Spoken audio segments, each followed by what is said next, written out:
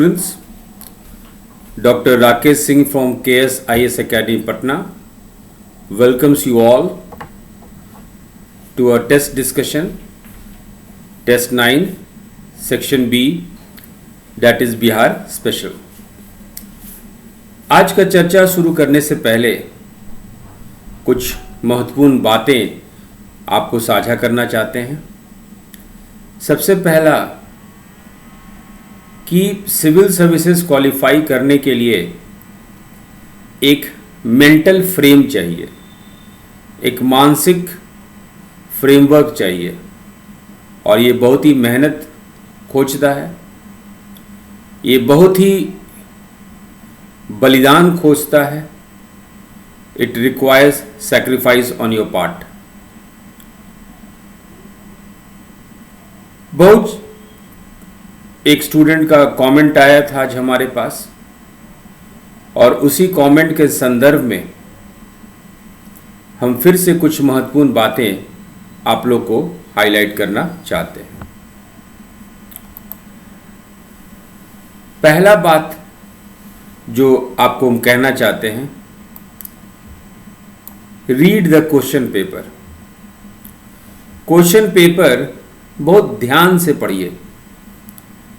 अभी तक हम लोग 21 टेस्ट कर चुके हैं, डिस्कशन 9th का ही हुआ है अभी तक, मैंने आज बिहार स्पेशल करेंगे। लेकिन जो पीडीएफ क्वेश्चन पेपर मिला है वो 21 टेस्ट यानी कि 1500 से ऊपर आप लोगों को क्वेश्चन पेपर मिल चुका है। अब इस क्वेश्चन पेपर की खास बात यह है कि ये क्वेश्चन पेपर आपको कहीं भी बाजार में नहीं मिलेगा।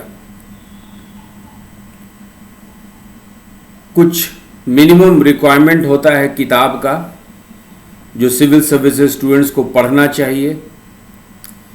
मिनिमम गवर्नमेंट रिपोर्ट पढ़ना चाहिए, जैसे इकोनॉमिक सर्वे हुआ, फॉरेस्ट रिपोर्ट हुआ, बजट हुआ, चाहे भारत सरकार का और बीपीएससी केस में बिहार सरकार का भी उतना ही जरूरी है। उसके आधार पे आपको ये क्वेश्चन पेपर बनता है जो कि आप कहीं भी बाजार में आप खरीद के आपको नहीं मिल सकता है। और ये क्वेश्चन पेपर ऐसा बना होता है कि बाजार में तो नहीं मिलेगा, लेकिन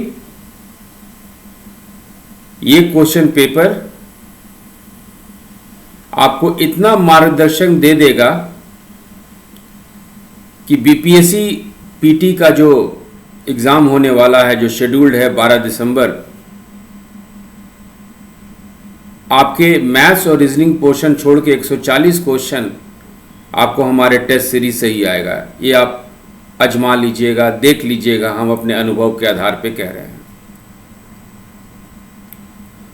और दिसंबर तो बहुत दूर की बात है, 10 अक्टूबर को यूपीएससी सिविल सर्विसेज का पीटी का परीक्षा है।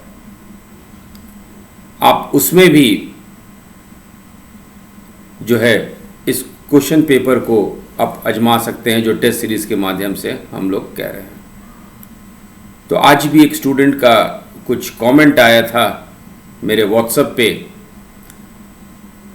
जिसके आधार पे हम ये कह रहे हैं। दूसरा, जो हम लोग वीडियो डिस्कशन करते हैं, चाहते हैं कि क्वेश्चन पेपर मिले, क्वेश्चन पेपर आप अच्छी तरह से पढ़े हो और फिर एनालाइज करके जो हम लोग डिस्कस करते हैं उस पर आप नोट्स बनाइए।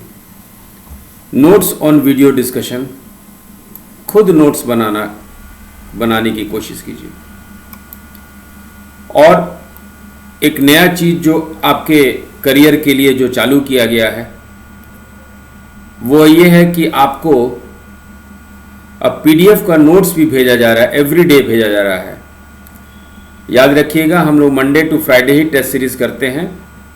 कल का वीडियो नहीं हो सका क्योंकि व्हाट्सएप और फेसबुक, इंस्टाग्राम सब कुछ डाउन था,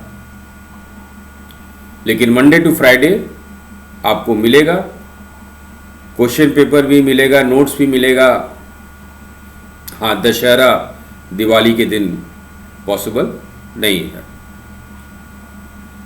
और पीडीएफ नोट जैसे कि साइंस का हम लोग चालू किए हैं, 3 चैप्टर साइंस का नोट्स आपको भेज दिया गया है, उसको पढ़िए, ढंग से पढ़िए और उसके आधार पे भी अपना एक और नोट्स बनाइए।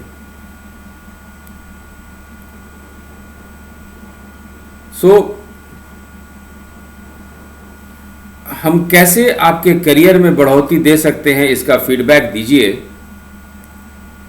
और याद रखिएगा, हम लोग जो पैसा चार्ज करते हैं वो टेक्निकल चार्जेस है, फीस का पैसा, इसका कोई फीस का पैसा चार्ज नहीं किया जा रहा है।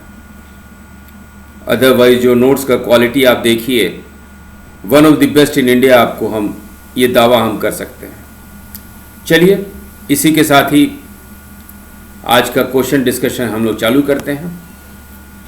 टेस्ट 9 सेक्शन बी यानी क्वेश्चन नंबर 26 से 50 इंग्लिश में पढ़ते हैं। Where do we find the mention of the word Bihar in reference to a state और प्रोविंस। हम पहली बार बिहार शब्द का उल्लेख किस राज्य या प्रांत के संदर्भ में पाते हैं, कहाँ पाते हैं। कहने का क्वेश्चन का मतलब ये है कि प्राचीन भारतीय इतिहास में और प्राचीन बिहार के इतिहास में देखेंगे, जो भी वैदिक ग्रंथ है, जो बिहार को कीकत या व्रत कुछ नामों से बुलाया जाता था, लेकिन एक प्रांत के आधार पर, एक राज्य के आधार पर बिहार शब्द का उल्लेख हम लोगों को कहाँ मिलता है। ये स्लाइड देखिए, ये है तबकात ए नासरी। तबकात ए नासरी जो कि मिनहाज उस सिराज द्वारा लिखा गया है, इसी में पहली बार बिहार शब्द का उल्लेख हम लोगों को मिलता है इतिहास के पन्नों से। तबकात ए नासरी जो है, ये नाम है, एक सुल्तान हुआ करते थे जिनका नाम था नासिरुद्दीन। नासिरुद्दीन सुल्तान के नाम पे इस किताब का नाम है तबाकत या तबाकत ए नासरी, जो कि मिनहाज ई सिराज के द्वारा लिखा गया है। ये जो राजा हैं आपके नासिरुद्दीन महमूद शाह, ये कौन थे? ये ममलुक सल्तनत या दास वंश या गुलाम वंश या स्लेव डायनेस्टी, दिल्ली सल्तनत में आपके स्लेव डायनेस्टी गुलाम वंश हुआ करते थे, और मामलुक सुल्तान में ये 8वें सुल्तान थे। ये इल्तुतमिश के पौत्र थे, ग्रैंड सन ऑफ इल्तुतमिश, और इनके पिता का नाम था नसरुद्दीन महमूद। तो चलिए question number 26, where do we find the mention of the word Bihar in reference to a state और province. The correct answer is Tabaqat i Nasiri. हम पहली बार बिहार शब्द का उल्लेख किसी राज्य या प्रांत के संदर्भ में कहाँ पाते हैं? तो आंसर है तबकात ए नासरी। तो क्वेश्चन नंबर 26 का सही ऑप्शन है ए। अब चलते हैं क्वेश्चन नंबर 27।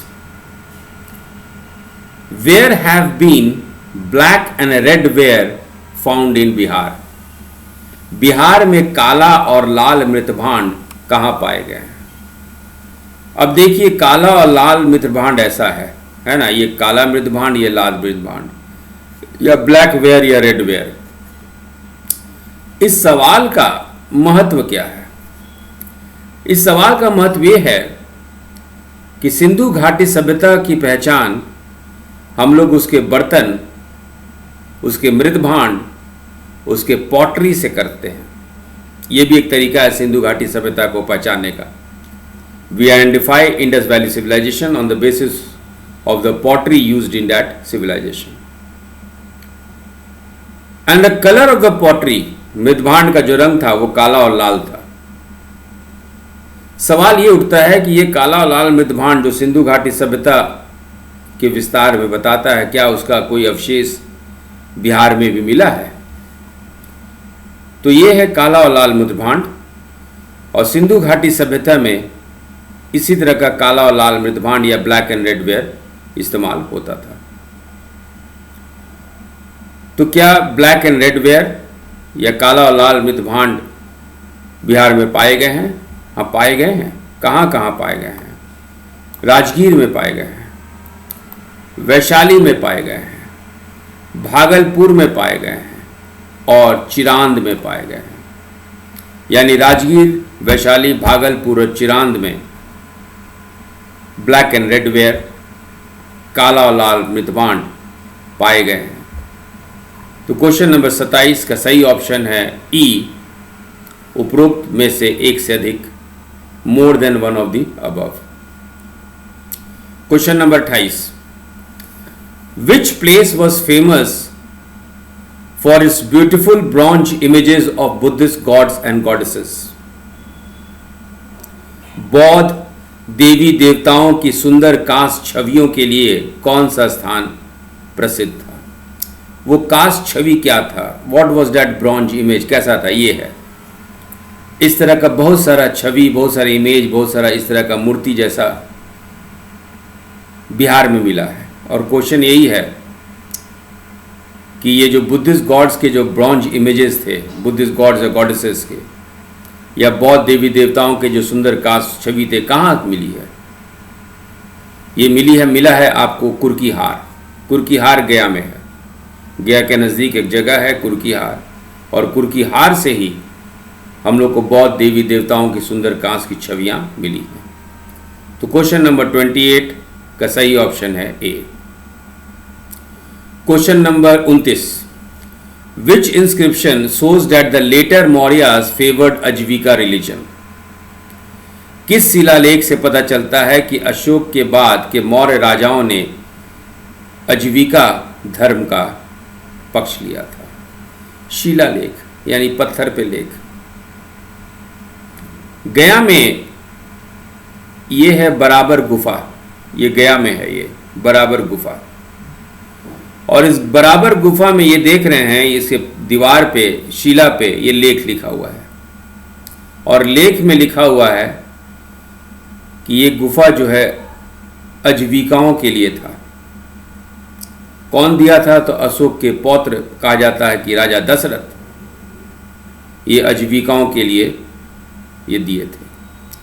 और इसी बराबर हिल इंस्क्रिप्शंस या बराबर गुफा शिलालेख या अभिलेख भी कह सकते हैं आप, पे ये क्वेश्चन है। Which inscription shows that the later Mauryas favoured Ajivikas religion? A, Barabar hills inscriptions. किस शिलालेख से पता चलता है कि अशोक के बाद के मौर्य राजाओं ने अजीविका धर्म का पक्ष लिया था? तो वो है आपका बराबर गुफा शिलालेख। क्योंकि दरभंगा में बलिराजगढ़, लौरिया नंदनगढ़ और रामपुरवा में हम लोग को बौद्ध धर्म का मिलता है। खास करके सी, लौरिया नंदनगढ़ और रामपुरवा में बौद्ध धर्म का, अजीविका का हम लोग को सिर्फ बराबर गुफा शिलालेख से ही मिलता है। तो 29 का सही ऑप्शन है A. Question number 30, during whose reign Bihar was recognized as a state? किसके शासनकाल के दौरान बिहार को एक राज्य के रूप में मान्यता दी गई थी?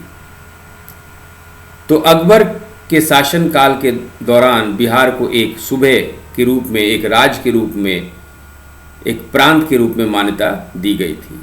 तो 30 का सही आंसर है ए, अकबर। 30 का सही आंसर है Akbar. Question number 31, which area in Bihar is said to first point of contact with the Aryan civilization? Bihar के किस क्षेत्र के बारे में कहा जाता है कि वो सबसे पहले आर्य सभ्यता के संपर्क में आया था? इस क्वेश्चन को समझिए जरा। आर्य जो है भारत में आगमन उनका 1500 ईसा पूर्व 1500 BC से हुआ, जिसको कि हम लोग ऋग्वेद काल कहते हैं। ये उत्तर पश्चिम भाग से आए, पंजाब, हरियाणा, पश्चिम उत्तर प्रदेश, मध्य उत्तर प्रदेश, पूर्वी उत्तर प्रदेश यानी आज का गोरखपुर क्षेत्र से हिमालय के नीचे नीचे पहली बार ये आर्य जो हैं ये विदेह पहुँचे। ये है आपका विदेह, ये विदेह क्षेत्र है जो कि आज का आप इसको मिथिला कह सकते हैं। तो देखिए उत्तर पश्चिम भारत से आर आए, पंजाब आए, हरियाणा आए, पश्चिम उत्तर प्रदेश आए, फिर मध्य उत्तर प्रदेश आए जैसे कि इलाहाबाद, प्रयागराज, ये सब क्षेत्र, फिर गोरखपुर के तरफ आए और हिमालय के नीचे नीचे ये विदेह क्षेत्र में, विदेह यानी आज का मिथिला। कहा यह जाता है शतपथ ब्राह्मण में एक इस बात की चर्चा है कि वैदिक जो संस्कृति था, खास करके उत्तर वैदिक काल में जो संस्कृति का जो गढ़ था, centre of Vedic civilisation was Saraswati river valley, यानी सरस्वती नदी घाटी जो था वही वैदिक सभ्यता का केंद्र रहा और लोग पूरब की तरफ जाना नहीं चाहते थे। तभी एक राजा का नाम था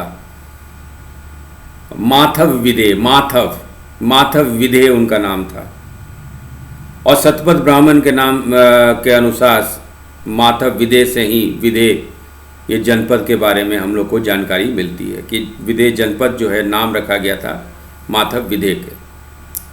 और माधव विदेह के पुरोहित थे गौतम रहुगुना, जो गौतम ऋषि के नाम से या गौतम ब्राह्मण के नाम से आप ज़्यादा जानते होंगे।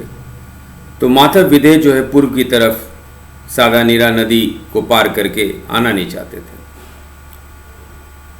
वो चाहते थे कि हम सरस्वती घाटी में ही रहें, लेकिन जो पुरोहित थे गौतम पुरोहित, वो माधव विदेह को बोले कि नहीं, चलिए हम लोग विदेह क्षेत्र में चलते हैं, इस क्षेत्र में चलते हैं, नदी को, गंडक नदी को पार करते हैं। सदा नीरा का मतलब होता है हमेशा पानी रहने वाला, गंडक नदी को बोला जाता था। तो गंडक नदी को पार करते हैं। चूंकि बिहार सबसे बाद में आर्य सभ्यता आई, आर्य संस्कृति सबसे बाद में बिहार में आई, माधव विदेह जाना नहीं चाहते थे। फिर गौतम ऋषि समझाएं कि देखिए अग्नि देवता भी वहाँ पे रहेंगे, आप वहाँ यज्ञ कर सकते हैं, वैदिक रीति रिवाज से रह सकते हैं। तो इस तरह से उनके मनाने पे माधव विदेह जो है आज का मिथिला क्षेत्र या प्राचीन भारत का विदेह क्षेत्र, महाभारत में विदेह को ही मिथिला बोला गया है, तो उस क्षेत्र में माधव विदेह का आगमन होता है। तो क्वेश्चन यही है, which area in Bihar is set to first come into contact with the Aryan civilization. Madhav Videh को आर्य का रूप दिया गया है, तो सही आंसर है विदेह। बिहार के किस क्षेत्र के बारे में कहा जाता है कि वो सबसे पहले आर्य सभ्यता के संपर्क में आया था। Question number 32, where do we find for the first time mention of janapada Videha. जनपद विदेह का पहली बार उल्लेख कहाँ मिलता है? जैसे कि हम लोग अभी चर्चा किए थे कि माधव विदेह और फिर माधव विदेह ही मिथिला क्षेत्र में आए और उन्हीं के नाम से ये जनपद बना। तो ये सारी बातें हम लोग को शतपथ ब्राह्मण से मिलता है। और ऐसे भी एक ट्रिक याद रखिएगा कि जब भी आर्यों का मूवमेंट की बात हो, आगमन की बात हो पूर्व की तरफ, तो सबसे प्रामाणिक जो स्रोत माना जाता है वो शतपथ ब्राह्मण ही है। इस बात को याद रखिएगा। सो क्वेश्चन नंबर 32 का सही आंसर है ए, शतपथ ब्राह्मण। क्वेश्चन नंबर 32 का सही आंसर है जनपद विदेह का पहली बार उल्लेख हम लोग शतपथ ब्राह्मण में पाते हैं। ये है शतपथ ब्राह्मण। और शतपथ ब्राह्मण जो है शुक्ल यजुर्वेद का ब्राह्मण ग्रंथ है। शतपथ ब्राह्मण शुक्ल यजुर्वेद का ब्राह्मण ग्रंथ है और शतपथ ब्राह्मण को ही सबसे ज़्यादा ऑथेंटिक, सबसे ज़्यादा प्रामाणिक मिलता है और इसी में पहली बार विदेह जनपद का नाम दिया गया है। चलिए question number 33, whose name the janapada Videha ओज। देखिए जनपद विदेह किस नाम पे रखा गया, इसका दो थ्योरी है।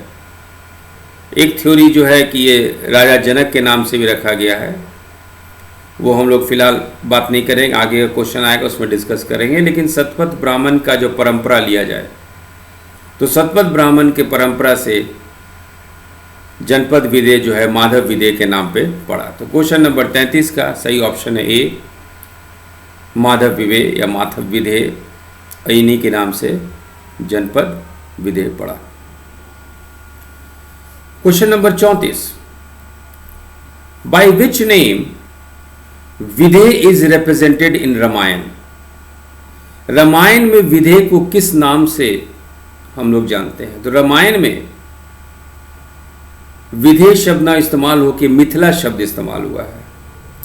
तो Videha is represented in Ramayana as Mithila. 34 का ए, रामायण में विदेह को मिथिला नाम से जाना गया। थोड़ा सा हम लोग आधुनिक बिहार इतिहास में चलते हैं। Who was the lieutenant governor of Bengal at the time of 1857 revolt. 1857 के विद्रोह के समय बंगाल के राज्यपाल कौन थे? तो वो थे आपके सर फ्रेडरिक हैलिडे, और ब्रिटिश सिविल सर्वेंट थे। और सर फ्रेडरिक हैलिडे के बारे में एक और याद रखिएगा बात, कि बंगाल के पहले लेफ्टिनेंट गवर्नर थे। सर फ्रेडरिक हैलिडे या sir Frederick James Halliday was the first lieutenant governor of Bengal. Bengal के ये पहले लेफ्टिनेंट गवर्नर थे। और जब 1857 का विद्रोह हुआ तो बंगाल के उपराज्यपाल या लेफ्टिनेंट गवर्नर कहिए सर फ्रेडरिक हैलिडे थे। तो क्वेश्चन नंबर 35 का सही ऑप्शन है A. Question number 36, which district of Bihar form the fighting nation of Hindustan. Shahabad, Buxar, Jehanabad, Arrah. Bihar के किस जिले को हिंदुस्तान राष्ट्र के लिए लड़ने वाला जिला कहा गया है? देखिए, ये जो संदर्भ है ये 1857 के विद्रोह के संदर्भ में है। आरा में जो घटना हुई थी कुंवर सिंह के सौजन्य से, जहाँ पे दानापुर के सैनिक विद्रोह करके आरा पहुँचे थे। कुंवर पहले वो सोन पार करके जगदीशपुर जाने का सोचे, फिर कंवर सिंह उनको लेके आरा तक पहुँचे। तो आरा हाउस का जो घटना था वो ब्रिटिश के जड़ को हिला दिया था, और तभी कहा जाता है कि Arrah became the fighting nation of Hindustan. Hindustan राष्ट्र के लिए लड़ने वाला जिला आरा बन गया। तो क्वेश्चन नंबर 36 का सही ऑप्शन है डी, आरा। 36 का सही ऑप्शन है आरा। 37, which of the following is correct regarding 1857 revolt? The Wahhabis were anti-Sikh in Patna. The Wahhabis were anti-British in Patna. 1857 के विद्रोह के संबंध में निम्नलिखित में से कौन सा सही है? वहाबी पटना में सिख विद्रोही थे, वहाबी पटना में ब्रिटिश विरोधी थे। देखिए, वहाबी के बारे में सुनिए, समझिए पहले। ये रायबरेली के सैयद अहमद थे जिनके द्वारा वहाबी आंदोलन भारत में चालू किया गया था, और इसका पृष्ठभूमि था समाज और धर्म। इस्लाम धर्म में शुद्धिकरण चाहते थे। लेकिन अंग्रेज पंजाब में क्या कहने लगे कि वहाबी आंदोलन के कारण फिर से बहादुर शाह जफर भारत के सम्राट बन जाएंगे, एम्परर बन जाएंगे, और सारे पंजाबियों सिख को भारत से निकाल देंगे। लेकिन सही में वहाबी आंदोलन जो था वो समाज और धर्म में शुद्धिकरण चाहता था, लेकिन अंग्रेज जो उसको राजनीतिक रूप, पॉलिटिकल रूप दे दिए, तो ये एंटी ब्रिटिश हो गया। और ये अंग्रेज ब्रिटिश सिखों को भड़का दिए वहाबी के अगेंस्ट में, जो कि ऐसी कोई बात नहीं थी कि ये बहादुर शाह जफर को फिर से सम्राट बनाएंगे और फिर मुसलमानों का राज होगा, सिख को हटा दिया जाएगा। ऐसे 50 तरह की बातें कर रहे थे। इसलिए बिहार में जब 1857 का विद्रोह हुआ, खास करके पटना में हिंदू मुसलमान की एकता थी, और इस एकता को तोड़ने के लिए अंग्रेज जो हैं सिख बटालियन का, सिख सेना का मदद लिए। पटना में, बिहार में, आरा की घटना में सिख सैनिक ही ब्रिटिश के तरफ से लड़े। इसीलिए क्वेश्चन 37 ये है कि 1857 के विद्रोह के समय, 1857 के रिवोल्ट के समय, the Wahhabis were anti Sikh इन पटना, वहाबी पटना में सिख विरोधी थे? यस थे। ऐसे नहीं थे, लेकिन चूंकि वो अंग्रेज का साथ दे रहे थे इसलिए थे। The Wahhabis were anti British in Patna, yes, वहाबी पटना में ब्रिटिश विरोधी थे। तो 37 का 37 का सही ऑप्शन है ए, बोथ 1 एंड 2। 1857, क्वेश्चन नंबर 37 का सही ऑप्शन है ए, दोनों 1 और 2। ये भारत में वहाबी आंदोलन था समाज का शुद्धिकरण के लिए। Question number 38, which of the following is correct regarding 1857 revolt? The revolt broke out in Bengal first. The revolt broke out in Assam first. The revolt broke out in Orissa first. 1857 के विद्रोह के संबंध में निम्नलिखित में से कौन सा सही है? पहले बंगाल में विद्रोह छिड़ गया, पहले असम में विद्रोह हुआ, पहले ओडिशा में विद्रोह हुआ।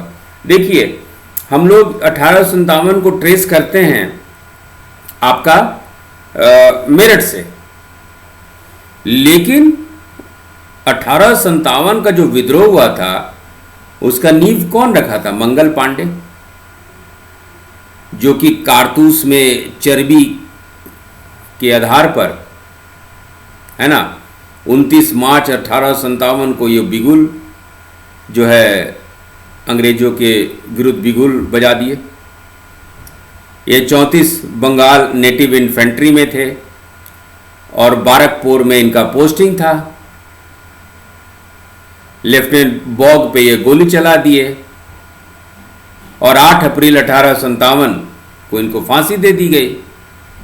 तो मंगल पांडे बंगाल में थे, बारकपुर में थे। इसीलिए 1857 के विद्रोह के संबंध में सबसे पहले बंगाल में विद्रोह हुआ था, वो कारतूस को लेके। उसके बाद उनके फांसी के बाद मेरठ में बात आई। तो क्वेश्चन नंबर 38 का पहला ऑप्शन सही है, the revolt broke out in Bengal first, यानी 1857 के विद्रोह के संबंध में सही बात यह है कि पहले बंगाल में विद्रोह छिड़ गया, यानी ए ऑप्शन आपका सही है। Question number 39, who was Khwaja Hasan Ali Khan? Khwaja Hasan Ali Khan कौन थे? देखिए, कुंवर सिंह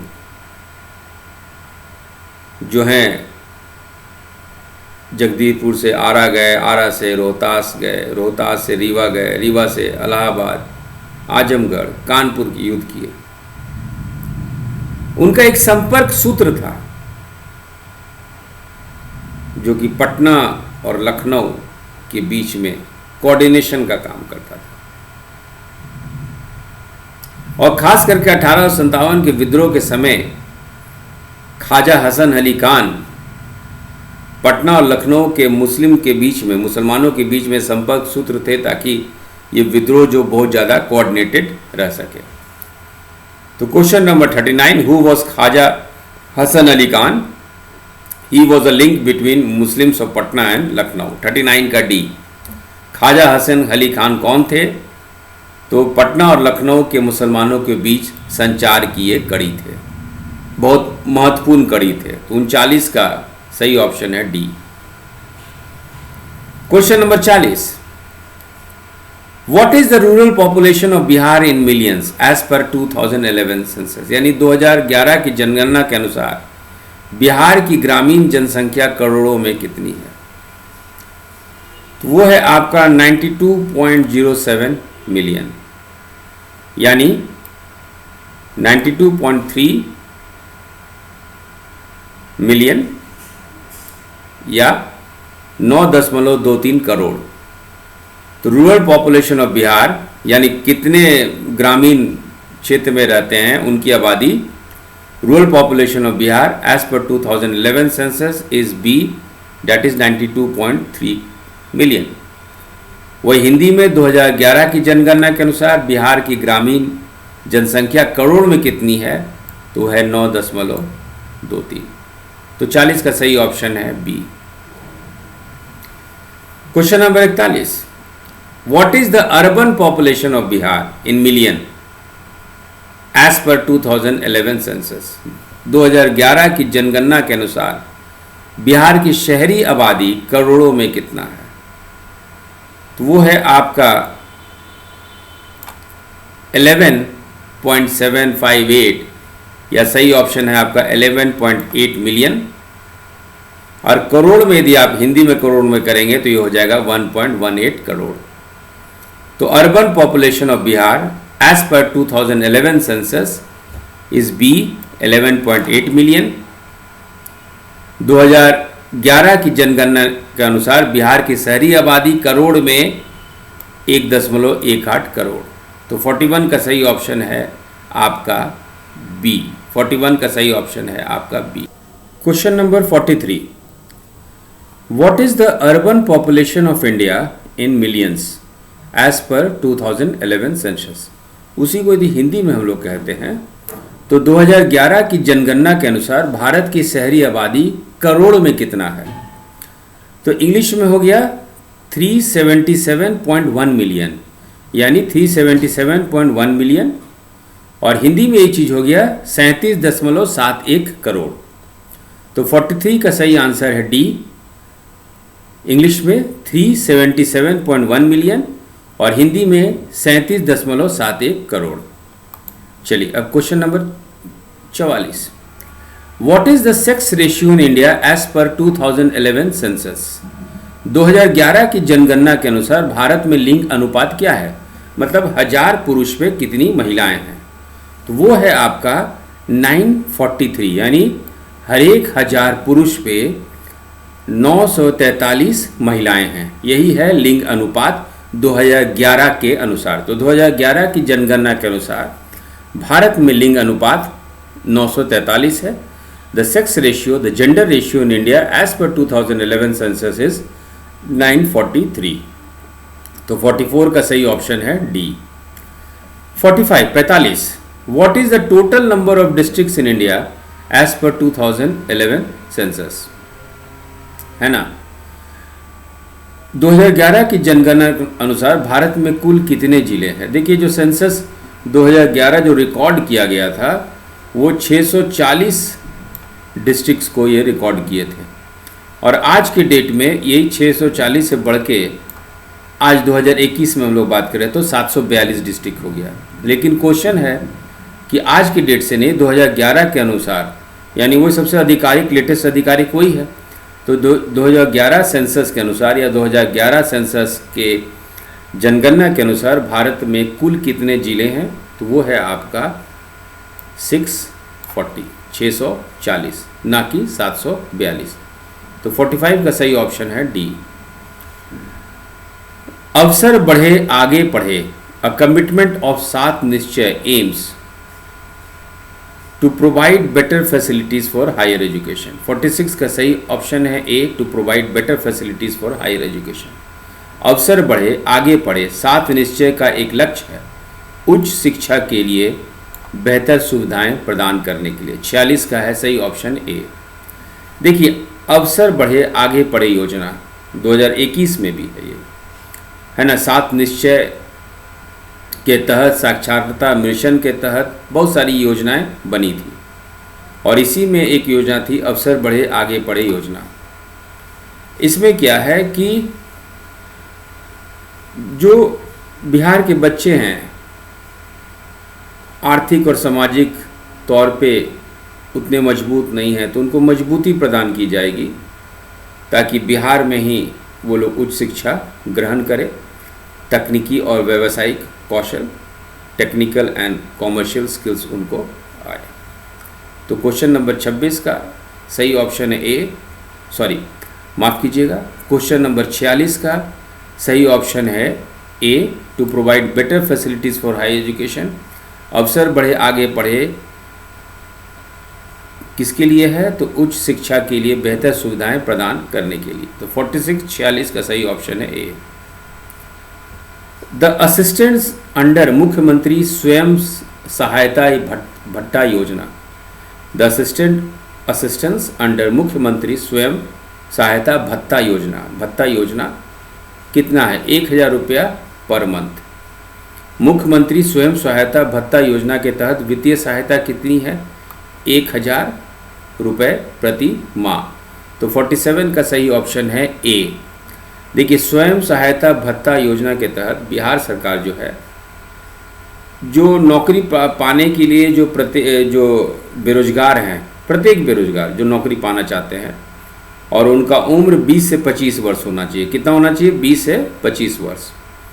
तो ऐसे युवा जिनका जो कि उम्र 20 और 25 के बीच हो, 2 साल के लिए बिहार सरकार जो है मुख्यमंत्री स्वयं सहायता भत्ता योजना के तहत 1000 रुपया प्रति माह देगी। 47 का सही आंसर ए। क्वेश्चन नंबर 48 बहुत आसान है। विच is the first Republic of the world, तो आंसर है वैशाली। दुनिया का पहला गणराज्य कौन सा है, तो वो है बिहार का वैशाली। तो 48 का भी सही ऑप्शन है A. 49 first European to enter in Bihar, Bharat में भी पहले जो यूरोपीय देश थे, जो कौन से यूरोपीय पहले आए थे, तो पुर्तगाली थे। तो बिहार में प्रवेश करने वाला पहला यूरोपीय पुर्तगाली। तो 49 का भी सही ऑप्शन है A. Which is the most important fertilizer used in Bihar, Bihar में जो उर्वरक इस्तेमाल होता है, सबसे ज़्यादा कौन सा उर्वरक इस्तेमाल होता है, बिहार में सबसे महत्वपूर्ण उर्वरक कौन सा उपयोग किया जाता है, तो वो है आपका नाइट्रोजन, फॉस्फोरस और पोटेशियम। बिहार में सबसे महत्वपूर्ण उर्वरक जो इस्तेमाल किया जाता है, नाइट्रोजन यानी N, फॉस्फोरस यानी P और पोटेशियम यानी K। तो NPK फर्टिलाइज़र, NPK ऊर्जा जो है सबसे ज़्यादा बिहार में इस्तेमाल किया जाता है। तो क्वेश्चन नंबर 50 का सही ऑप्शन है बी। क्वेश्चन नंबर 50 का सही ऑप्शन है बी। आगे बढ़ते हैं। Question number 51, the major part of agriculture credit in Bihar is being handled by whom, Bihar में कृषि ऋण का प्रमुख हिस्सा किसके द्वारा संभाला जा रहा है। देखिए, बिहार में वाणिज्यिक बैंक भी है, कॉमर्शियल बैंक जिसको कहते हैं, क्षेत्रीय ग्रामीण बैंक भी है, रीजनल रूरल बैंक्स भी है और सेंट्रल कोऑपरेटिव बैंक्स भी है, केंद्रीय सहकारी बैंक भी है। लेकिन सबसे ज़्यादा किसान को ऋण, हम लोग को भी ये सुन के आश्चर्य होगा कि सबसे ज़्यादा किसानों को कृषि ऋण जो दिया गया है वो वाणिज्यिक बैंकों द्वारा दिया गया है, कॉमर्शियल बैंक के द्वारा दिया गया है। तो 51 का सही ऑप्शन है ए। 52, ये बहुत इंपॉर्टेंट है, इसमें कुछ डाटा है, नोट कर लीजिएगा। Animal husbandry, dairy and fisheries play an important part in Bihar rural economy, माने बिहार का जो ग्रामीण अर्थव्यवस्था है उसमें आपका पशुपालन, डेयरी और मत्स्य पालन बहुत महत्वपूर्ण भूमिका निभाती है। तो animal husbandry, dairying and fisheries play an important role in Bihar rural economy. Which is the most important producer of this sector, answer है मिल्क। बिहार की ग्रामीण अर्थव्यवस्था में पशुपालन, डेयरी और मत्स्य पालन एक महत्वपूर्ण भूमिका निभाती है। इस क्षेत्र का सबसे महत्वपूर्ण उत्पादन कौन सा है, तो वो है आपका दूध। तो 52 का है ए, यानी मिल्क यानी दूध। अब देखिए इसका डिस्कशन सुनिए। क्या होता था कि जो आपका दूध या दूध का जो उत्पादन होता है, मिल्क या मिल्क प्रोडक्ट, पूर्वी भारत को, ईस्टर्न इंडिया को अच्छा नहीं समझा जाता था। यदि गुजरात में दूध का कोई प्रोडक्ट होता तो उनका सबसे अच्छा मार्केट बिहार, वेस्ट बंगाल होता था। लेकिन बिहार जो है 2018-19 से पूर्वी भारत का सबसे बड़ा मिल्क प्रोडक्शन सेंटर बन गया, दूध उत्पादन केंद्र बन गया। 2018-19 में ये रिकॉर्ड 10 मिलियन टन का दूध उत्पादन हुआ है बिहार में। और यदि हम लोग वृद्धि दर देखते हैं, क्यूमुलेटिव, या यदि आप कंपाउंड एनुअल ग्रोथ रेट देखते हैं CAGR, तो इंडिया में सबसे ज़्यादा वो बिहार का है 8%, सबसे ज़्यादा बिहार का है। और भारत का जो औसत है वो है 4.8%। मैंने वृद्धि दर देखिएगा, प्रति वर्ष वृद्धि दर देखिएगा तो बिहार में है 8% और भारत का औसत है, इंडिया का एवरेज है 4.8%। और बिहार के बाद दूसरा नंबर आता है वृद्धि दर में दूध का, वो है राजस्थान, और राजस्थान का है 6.8%, 6.8%। और तीसरे नंबर पे है मध्य प्रदेश, और मध्य प्रदेश का है 6.7%। तो इसी के साथ बच्चों आज का test 9 section B Bihar special संपन्न हुआ। आशा है आप लोग को अच्छा लगा होगा। आपके फीडबैक के लिए हम सदा प्रार्थी हैं। आप उस पर नोट्स बनाइए और अपने करियर को संवारिए। Thank you.